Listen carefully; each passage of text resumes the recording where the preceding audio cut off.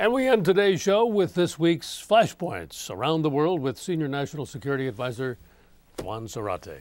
We can start, I guess, with the attack on the motorcade of British diplomats in Yemen. Yeah, Bill. What's going on in Yemen? More and more. More and more. I think the last 2 weeks have reminded us that Al-Qaeda's presence in Yemen continues to be real and very dangerous. The motorcade for the British was hit.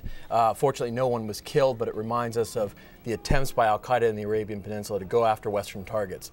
The British ambassador was targeted over the summer, and we've seen repeated attacks by Al-Qaeda on government installations, police stations, and other sites. And it reminds us that Al-Qaeda remains a viable force. We've also seen, just this past week, Bill, two declarations from Al-Qaeda in the Arabian Peninsula.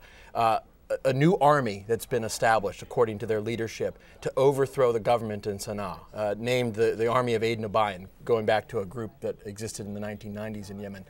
Also, we saw the second edition of the online magazine Inspire, which calls upon American Muslims and others to attack in the United States, including in restaurants here in Washington, D.C. Yeah, they said go in at lunchtime and spray a crowd, you'll get some government officials. That's exactly right. And so this is a viable organization.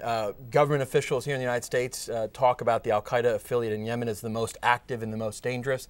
And certainly after December 25th, the failed Detroit airliner bomber, it's gotten a lot more attention.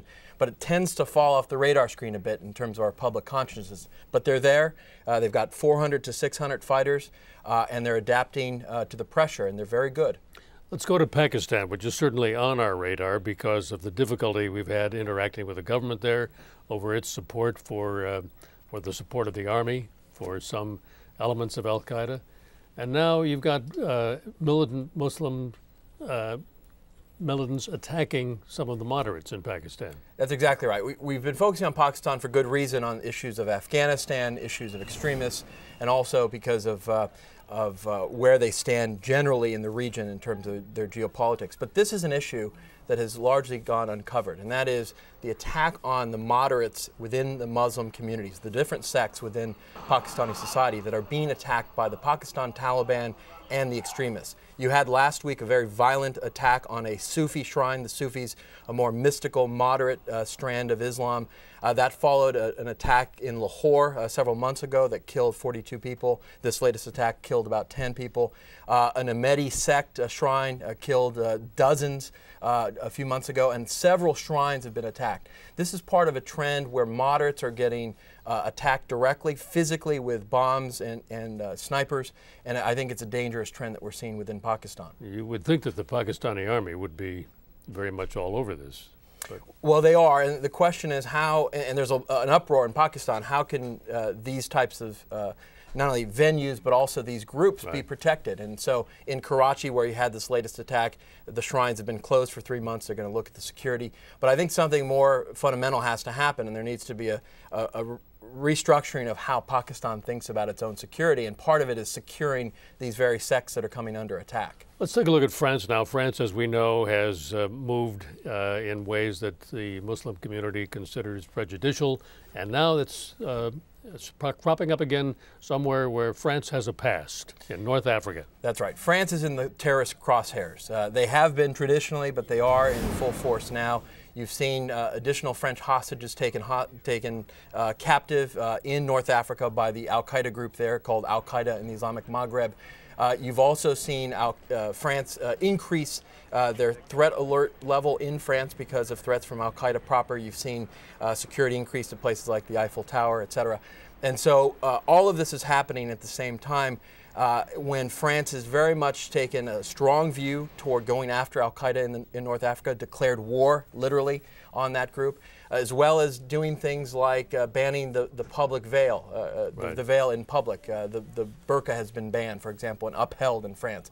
And so all of this has put France a bit in the crosshairs, and I think we're watching very carefully to see how France reacts to all this. And does this public stance by the French government help or hurt the effort to calm relations with Islam?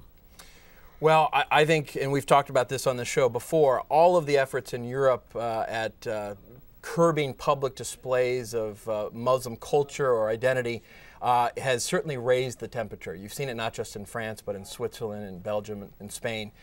So I think it's raised the temperature. I think what's interesting, though, here is you have Al-Qaeda in the Islamic Maghreb really taking the lead to threaten France. Ayman al-Zawahiri, Al-Qaeda's #2, once called AQIM back in 2006, the bone in the throat of the French. That's really what he wanted it to be. And in some ways, that's what it's becoming, unfortunately. Let's turn for our final flashpoint to Indonesia, where the military has taken an increased role in pushing down and back against the militants. Yeah, this is a story that's been a little bit off the radar, but an important one. The military is joining the anti-terror fight for the first time in the last 9-10 years. Largely, the anti-terrorism efforts in Indonesia, which have been quite successful, have been led by the police, special forces in the police known as Special Detachment 88, trained by the Australians and others. But what you have now is the military joining the fight. And this is important for two reasons. One, it demonstrates a sense by the political and military leadership in Indonesia that terrorism and some of the insurgent groups that are operating throughout, in particular in Sumatra, are a threat to the state of Indonesia. It's not just a criminal activity, and it's not just something related to Western grievances, but it actually is a threat to the state. But the other part of this that's interesting is it raises the specter of human rights abuses for which the Indonesian military has been, people have been concerned about. Criticized. Criticized in East Timor and Aceh. And so the Indonesians are going to have to be careful here because they're going to have to walk carefully, continue some of the success, use the resources of the military, but not overstep and inflame what may be internal tensions in that country. Juan Zarate, our senior national security analyst, as always, thank you. We'll be looking at flashpoints in weeks to come. Great, thank you.